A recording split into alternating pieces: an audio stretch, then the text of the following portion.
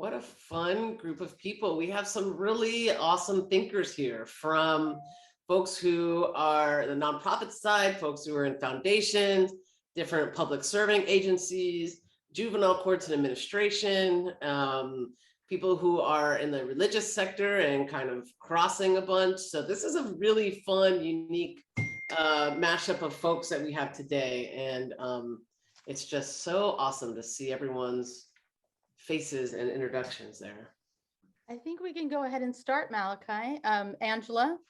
Okay, so I just want to give a quick welcome because I love these three presenters so much. My name is Angela Irvine, for those that don't know me. We as a collective have been doing work around LGBT youth in the youth justice system for over 10 years. And it's been an amazing, amazing road. And so these folks that are presenting today, Carolyn Reyes is very modest about her background. She has 3 degrees. She's a social worker, an attorney, and she has a degree in theology. And she actually started with her degree in theology. She has woven her faiths, like multiple faiths, and love of the world into everything that she's done. She's an amazing, amazing woman. It's such an honor to now have her at Serious Policy Research. And so I just wanted to say that Malachi Garza is the most fun person to train with. We have traveled all over the country, training probation departments. If you can't do it in person, it's not quite the same because we all have so much fun. But the thing that I have respect for Malachi on so many levels. And one of the deepest things I know about him is that he was raised in an evangelist family, faced many, many challenges within his relationships with his own family, and to rise above it and to have so much love for the world is just amazing. And Kendra Ketch is, I haven't known Kendra as long as Malachi's known Kendra, but we went and trained Lucas County before COVID, about a year before COVID. And because Malachi knew that county so well, he was much more open about his background around religion, and we were able to get into a much deeper conversation around religion with that probation department.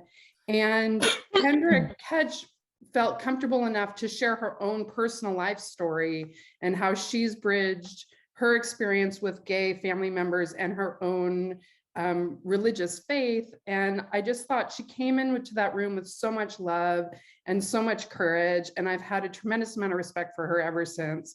And so to have these 3 people on a panel is just amazing. So I'm going to pass the baton to Carolyn, but I just wanted to share all that love with all of you. So thank you to Carolyn. Great. Good morning and good afternoon, because I know we're spanning across the country here. This is really exciting. We're at 110 folks. I think there's still probably some people trickling in. I wanted to just let you know what we're doing in the next hour or so. First of all, we're going to be having a short presentation, and then we'll have a breakout group. I know everybody loves breakout groups. And then we will have another short presentation, another breakout group, and then we'll have a large kind of talk back time for everyone to come back and reflect on what we talked about as a group. This really is meant to be a conversation. We don't have all the answers. You probably already knew that coming into this, but maybe you were hopeful. But I think together we do have a lot of answers if we put our heads together. I want to make a note about how Christian heavy this will be. We're coming from our own lived experiences, and the 3 speakers are all steeped in Christian faiths. And so that's our perspective. However, please stay tuned. We expect to have more conversations about religion, faith, and LGBTQ youth, and we'll be inviting speakers from other traditions. So please do look out for emails inviting you to more conversations about that. I will say a little bit about myself and what brings me to this conversation, and that is that the other day I came across a term that I think describes me in one of my many, many identities, and it's exvangelical.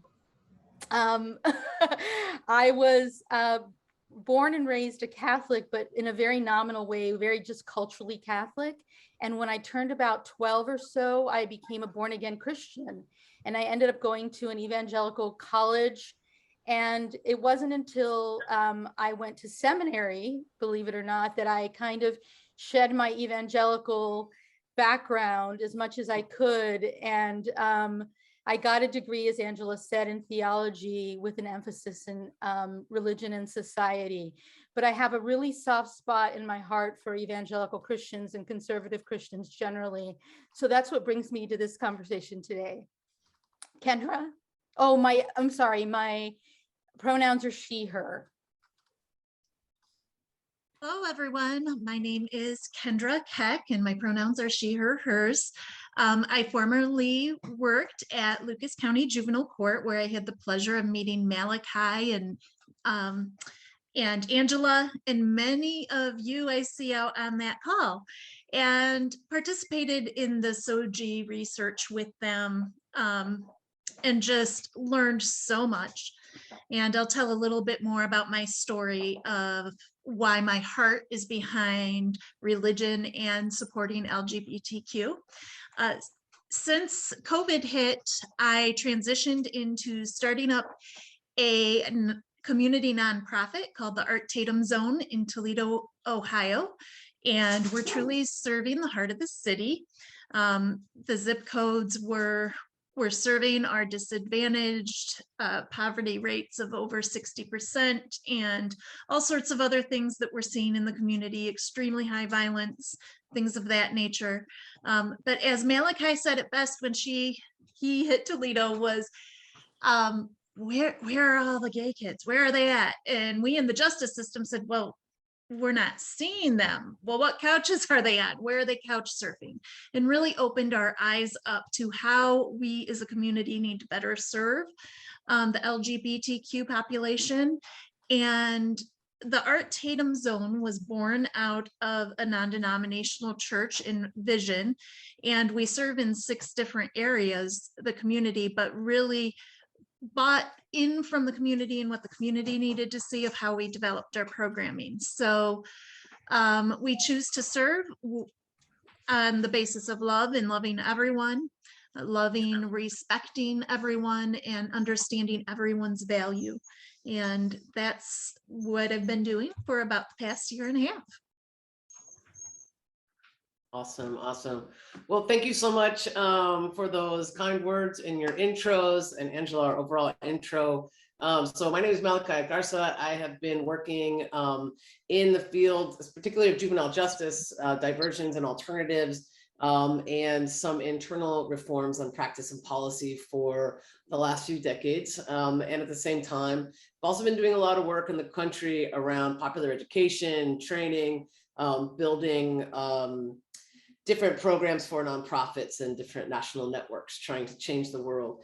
And it has been an honor to work with a variety of stakeholders along the way, and bring my personal background and experiences to bear as well. And so, like was mentioned, I was raised in a born again evangelical family that was deeply rooted in the religious right, and in some of the more political and social expressions of the conservative, the intersection between sort of the evangelical community and a more conservative political agenda.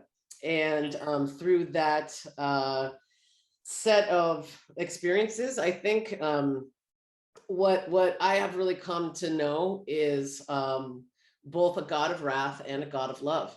And I have been part of a family who has gone through a radical journey of figuring out what love and acceptance means over the course of 20 years, and going from being very active in the ex-gay movement like PFOX and Exodus International, to being open and affirming and sharing our story across the country about that journey.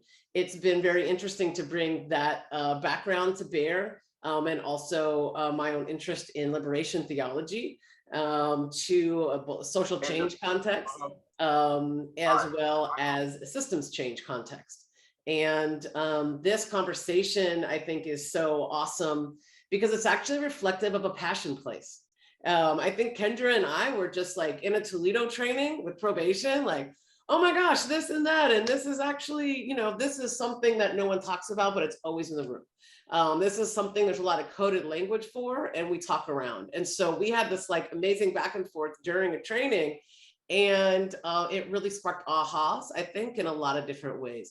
One of the things I love working with Series is that it's an organization, I think, that's very passion driven. And so this didn't come from like a deliverable where we promised this or we cooked it up in a meeting and thought it would be fun. This really came from work in the field and organic conversations, and then us saying like, maybe we should talk about this with people. And then the level of excitement was like, hell yes, let's go. And so I appreciate Angela and Series for saying, hey, let's make it happen and organize something. And so it really comes from that place. Final thing I'll say is thank you to people's family members who have showed up here. I think it is such a great honor when our parents, our brothers, our cousins, and our kinship networks also show up. Just again, underscores importance and also trust.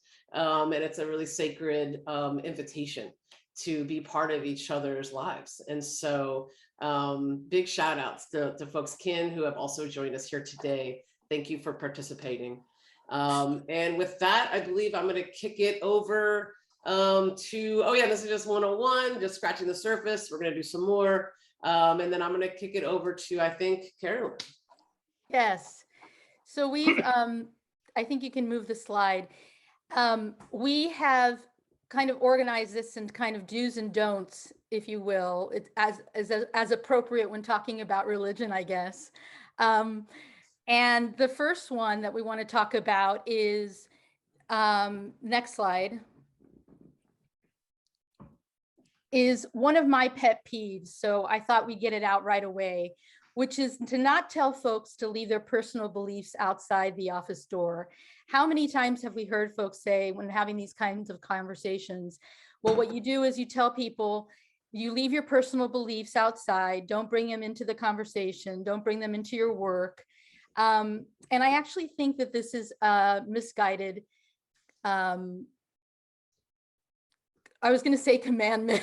I think I'm in this very, very religious mode right now, but that it's very misguided. I think that folks tend to be motivated. I know that I am, and I think the majority of people are really quite motivated by their personal beliefs, their religious beliefs, their cultural beliefs, to do the work that we're doing.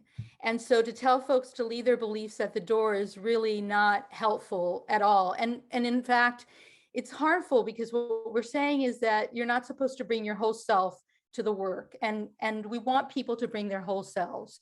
So I think what we need to do more than the opposite of telling folks to leave their personal beliefs outside the office door, is to ask people, what is it that motivates them? What is it that brings them to this work? Why is it that their personal beliefs are so important to them, to the work that they're doing? And so make that invitation on what motivates folks more than trying to get them to separate their personal beliefs from what they're doing at work. Next.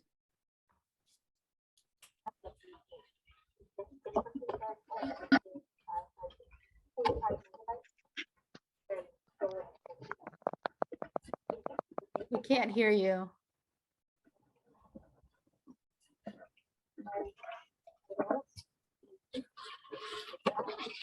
I apologize for that.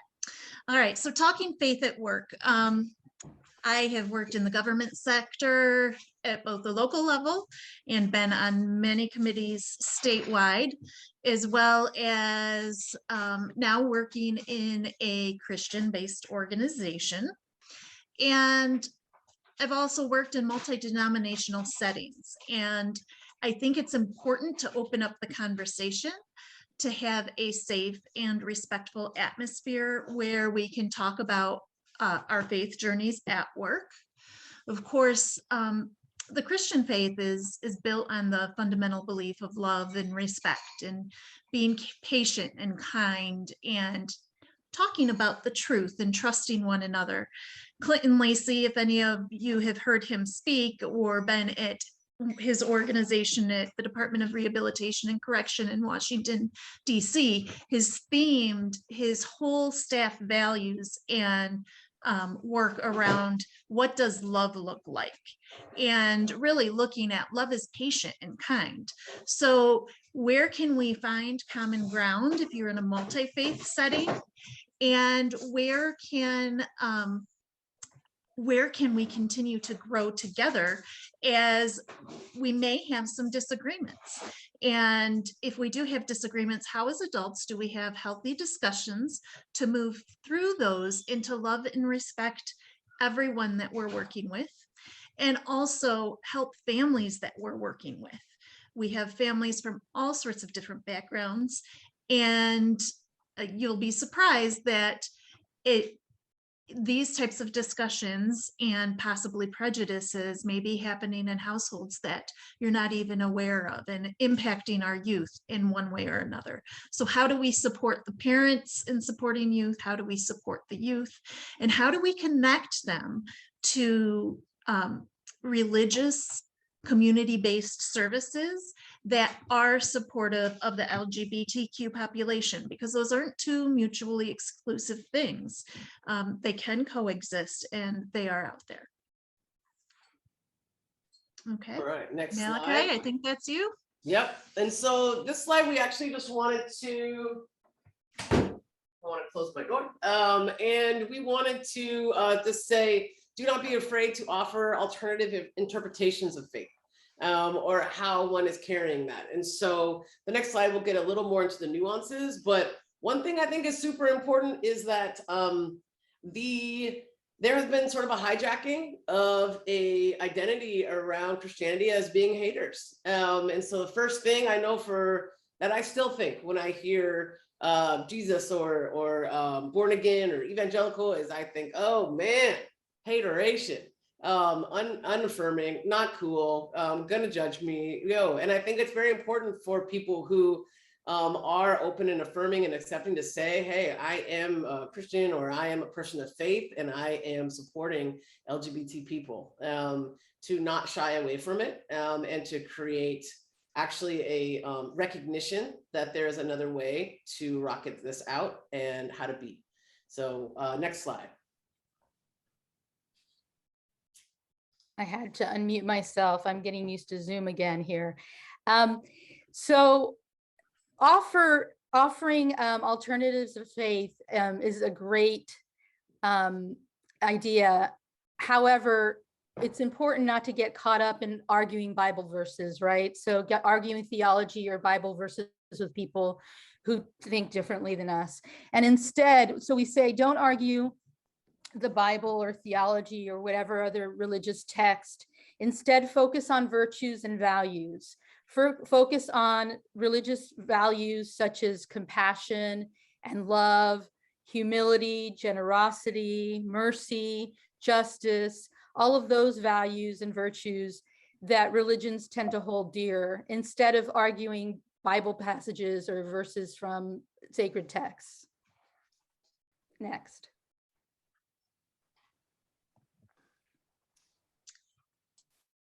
Go ahead, Kendra. Yeah, okay, so Carolyn, that's a great segue.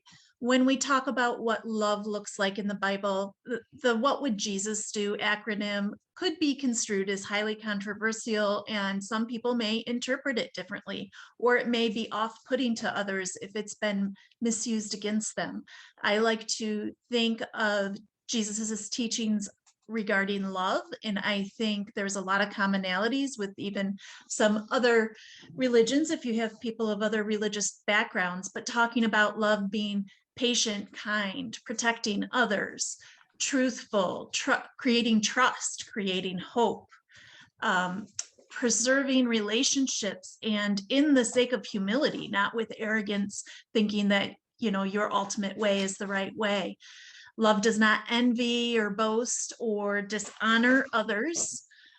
It doesn't delight in evil either. So evil, you know, evil practices towards others or hate type practices, that is not the fundamental grounding of Christianity. So also not easily angered, and love seeks forgiveness. Those are things that we as Christians need to remember. So as we're working out in the community in the schools, and I've even had some Equality Ohio members reach out to me saying, well, you know, what are you, we're not teaching Christianity in the schools. We are born out of a Christian organization, but it's our principles of love that we're serving others. And so just trying to keep that context and have that open conversation and providing our services to anyone, regardless of race or ethnicity, religion, sexual identity, orientation, or any other status. So I think staying in that context of love, and then the love the sinner, hate the sin. When I was training in juvenile detention centers, we always talked about the do-are differentiation. And basically that meant you can change what someone does, but you can't change the core being of who they are. And if you look at the scientific evidence, look at Angela's research, look at so much of the research around the body of LGBTQIA people, we can't try to change who they are. The sexual orientation and gender identification, if it's not heterosexual, if it's something other than heterosexual, we aren't trying to change heterosexuals in who they are, nor should we be trying to change who someone is. We should be valuing them as a person. And I guess that's just something that we really like to reiterate. Malachi, do you want to talk a little bit about how that has impacted your life? Well, what I would just say here is a couple of things. One is sometimes folks feel like this statement is neutral. It's absolutely not neutral. It's super insulting and detrimental. So just take that off the board if you're thinking, oh, this might be a cool way to approach that.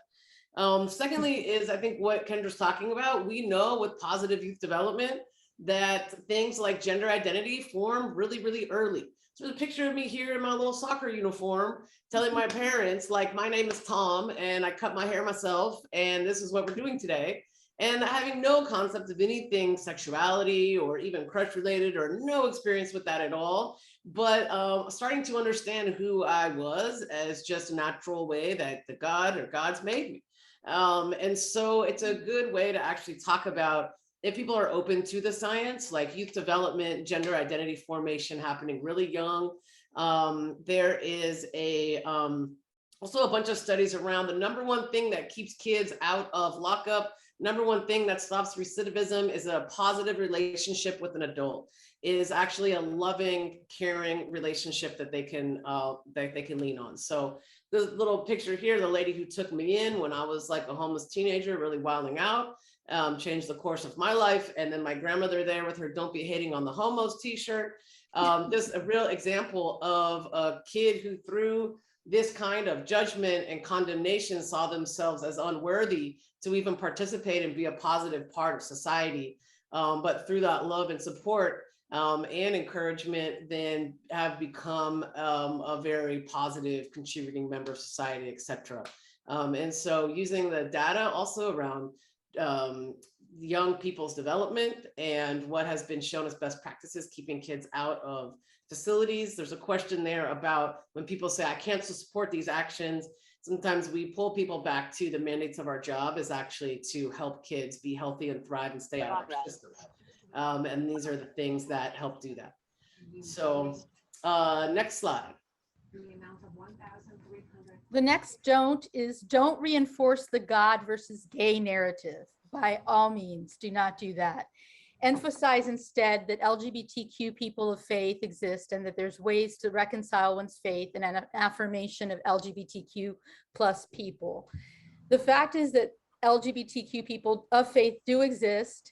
There isn't this dichotomy of God versus gay, but many people of faith, many people that are LGBTQ do take solace in faith, and take solace in faith when they're being marginalized and oppressed. And so young people for young people, LGBTQ young people and gender nonconforming people, faith can be a real protective factor. So it's important to continue to, make sure that we're not setting religion against, pitting it against LGBTQ people, because in fact, again, there are many people of faith who are LGBTQ. Excellent. Next slide. Okay, so again, reiterating, don't think that faith-based organizations and LGBTQ plus support is mutually exclusive. As Malachi challenged us in Lucas County to go out and find, where the safe places are for our gay children or SOGI children, and what couches might they be surfing on, where are they going? Go out and find the organizations that are also supporting them with faith and in their LGBTQ identity. So they are out there. It's so great to see Ruben Austria on here, because I have watched him present numerous times.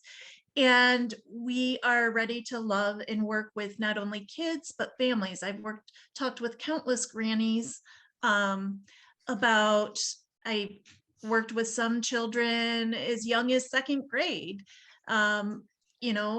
wanting to identify as an opposite gender, and almost witnessed a granny slap her child for that. But it was building a relationship with the granny first, and then starting to talk about, hey, let's see how Lexi feels about this. Let's continue to walk with her on her journey and support her where she's at. And Granny, through that relationship, has really opened up. SOGI should not be considered a taboo topic at any place. I encourage that. I'm working with a lot of Christians in our organization, but will reach out and share my story. So Malachi, if you want to, or Angela, hit the next slide. So the person you see in the upper left-hand corner of the screen is Donald Cashin. And I say his name with pride because that's my father. That's me next to him. And growing up, I was not allowed to talk about him at all. My mother is a wonderful, lovely person. Love her to death. She raised me as a single mom. My father passed when I was about 7. And prior to that, I had tremendous visits with him and his partner. And I remember really enjoying my time with my dad. But once he died, I was told things like I was better off. It was better off since he was dead. I remember in 7th grade asking my mom, hey, was dad gay? I did have older brothers and sisters because he did live with my mom for about 20 years.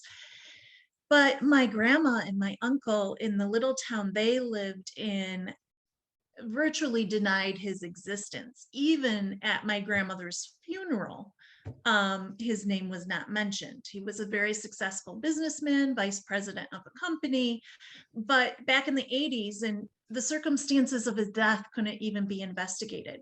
So I think in families, you will see other stories like that, of not only people who may identify on the SOGI continuum, but people who have been harmed by the trauma of maybe their SOGI relatives and what that looks like.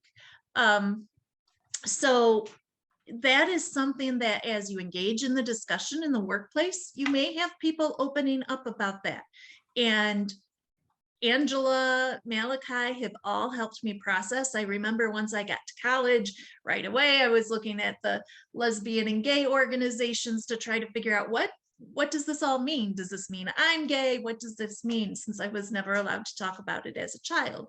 This also stands to reason for those that argue that yes, gay people did exist in the 1980s, and they've existed many years when you hear the argument, oh, well, it's all political pressure these days, and people are doing this because it's popular.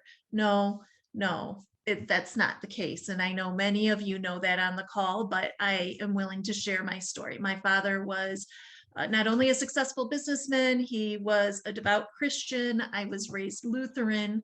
When he came out, he joined an underground Catholic gay congregation.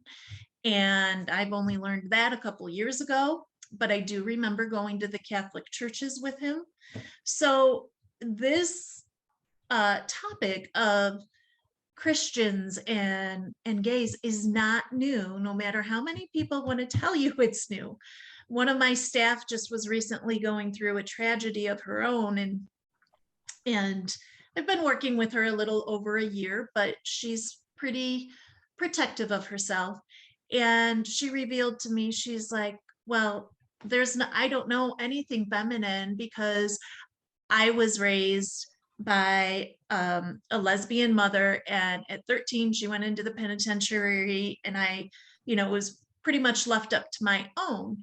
But at 52 she is still feeling kind of the negative energy around what it was to have a lesbian mother growing up. So we're out there, we're ready to support people in the community, and it's about finding where they're at. Okay, I think next slide. Okay, so we're going to just take a little pause for the cause, and we are just going to breathe a little bit into this and get into just a quick small group kind of triad vibe, and just digest a little bit of what we heard. A great question in the chat: what does SOGI mean? It is a new term in the field, newish, that stands for sexual orientation, gender identity expression. One of the reasons why people love talking about SOGI is because everyone has a SOGI. So for a little while, there was that, I don't know, false thing where it's like, oh, there's only gay people or something have sexual identities or gender identities. And so to get people more familiar with the concepts and comfortable talking about it and seeing ourselves as all part of the continuum, SOGI has become a new standard way to kind of talk about it in the field. I will say though that, your common people are gonna be like, who the hell is SOGI? Or even those of us in this space be like, what is SOGI? It sounds like a squeegee. So it's still really new terminology. So thank you for that question. Excellent question. And so let's go into small groups. Angela's gonna put us in small groups. We're gonna actually bring you back in about 7 minutes. We're running low on time. Question: how does what we just shared resonate with you? Boom, that's it. How you feeling? What you hearing? For those of you coming back, welcome. We are running a little shorter on time. So as a facilitation team, we're gonna try to get through our next 5 slides a little bit quicker than we moved through the first set. And then instead of going to a small group, we're gonna stay in a large group and have a little debrief time. And also we're gonna love to hear from you. What topics would you like to get into in a follow-up session? And so we started maybe talking about that already during our little break here. But we want to make sure to leave time from that so we can hear from you. What should we prepare for our next time? So the first slide, we'll go to the next slide, which is Kendra. Yes. So don't be shy, or I guess we would all encourage you and support you in being a social advocate in your community. I liken this work, where we're at today feels a lot to me like where we were at 20 years ago in discussing race and equity. Remember that in the late 90s, or there was a time of, we're not going to deliberately discuss race because that could lead to racism. But if we're not researching and learning from each other, how can we identify inequitable issues and begin to make changes to move forward? So that's one of the great things about the SOGI project, is that it is giving us some background and some tangible information that we can use to advocate for the SOGI population. And of all the quotes and everything I've read surrounding Martin Luther King Day, one of my favorites was a Facebook group that I follow called Faith and Prejudice. And they really presented the challenge on their Facebook group of what are you saying and doing in pursuit of justice that makes people feel a little uncomfortable? Because if we know there's inequity in the system and we're not helping people move towards equity, that's an uncomfortable process and has been in our country for years. So if we're not helping move the needle, then who is? And how can we all help move that needle towards equity? So there's a lot of great resources out there and how we can do that. But here we are a community that can support anyone through that journey, because it is not easy all the time. Thank you. Next slide. So this is a note on using the frames of equity to actually support very specific supports. And so oftentimes, you know, I've heard a lot that thing of like no special treatment for any young people. It was used as an adage to push forward the sort of false notion of a racism or we're all the sameness. Ignore sort of racially specific or ethnic specific things. Also, people say it for LGBT, you know, no specific supports, da, da, da. We're actually saying those are very two different things, I'll be clear, but also I'm saying we actually want folks to lean in and say, for purposes of equity, we do want to figure out where there are very specific supports and refer the young people there, refer the families there. And so don't, the knee-jerk reaction around that can't be, oh no, we're all the same, but actually go into the specificity is extremely helpful. The next slide. Don't accept the adage of we don't have any of those kids here. You know, the truth is that when we're talking about young people in the justice system, 20%, as the research shows, are LGBTQ or gender nonconforming. So you have the kids here. And even if there were just a few, I remember having a conversation with a pastor a couple of years ago where we were talking about the school context, and he said, well, how many really are we talking about anyway? You know, insinuating that we're really not talking about a lot of kids, so it shouldn't really matter. Excuse me, it shouldn't really matter. And I reminded him of the story of the shepherd who, Jesus told a story about a shepherd who had 100 sheep and one had gotten away. And the shepherd decided to leave the 99 sheep to just go for that one lost sheep. So that even if there's just one young person we're talking about, many religious faiths have this tenet of going after the marginalized, the oppressed, the lonely, the depressed, you know, so that it doesn't matter really how many we're talking about, but we do have a number, and that's 20%. That's 1 in 5. All right, next slide. Don't be myopic when seeking supports for young people and LGBT young people. So often folks will say, well, it has to be an LGBT center. But often young people are, they're carrying an intersection of multiple identities, and actually looking for resources is often the best starting place is to do community mapping with the young people themselves. Where do you feel like are affirming places and placements or places for referrals? And you'll actually see that it's not going to just be the LGBT center, but it could be centers that are like by and for folks from the African diaspora, that a young person is saying, hey, this is more my community and they're hella cool with me being queer. And that's where I feel the most safe. And so just working, being sure to avoid being kind of myopic when seeking supports for young people and think it's only the LGBT center that's going to be a good referral. Next slide. And I would add to that, Malachi, that if you have a negative experience with a community-based organization or one of their staff, I would suggest you reach out to their leadership, because their leadership may or may not condone what happened in that circumstance, or possibly there was a gross misunderstanding. But their leadership. Remember, in many grassroots organizations, we are actively and working to train others as well. So just get to know the organization a little bit better before you think, oh, I'm never referring someone there again, because we know none of us are perfect. And hopefully we can do our best to support in the best way.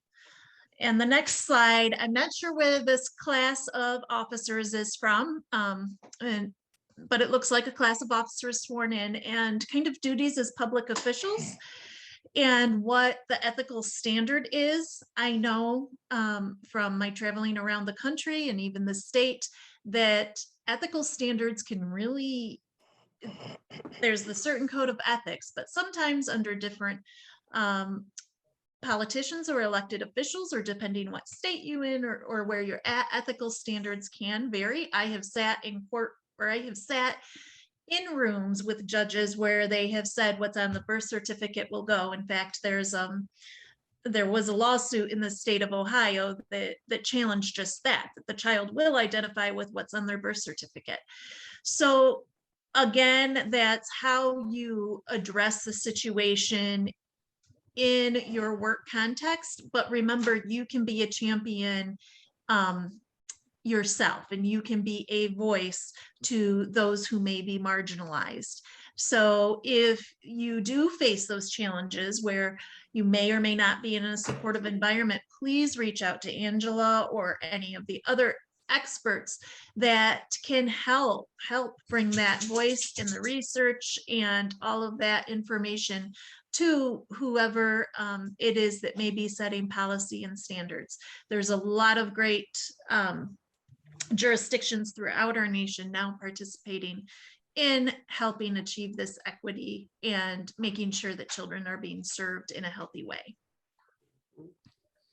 Great. So we're skipping the breakout room. We only have a few more minutes. And the question that we want to pose to the group is that from all the content that's come up, what's come up for you in your own work, and what is helpful about what's been covered today? So we'll just open it up for the next 6 minutes.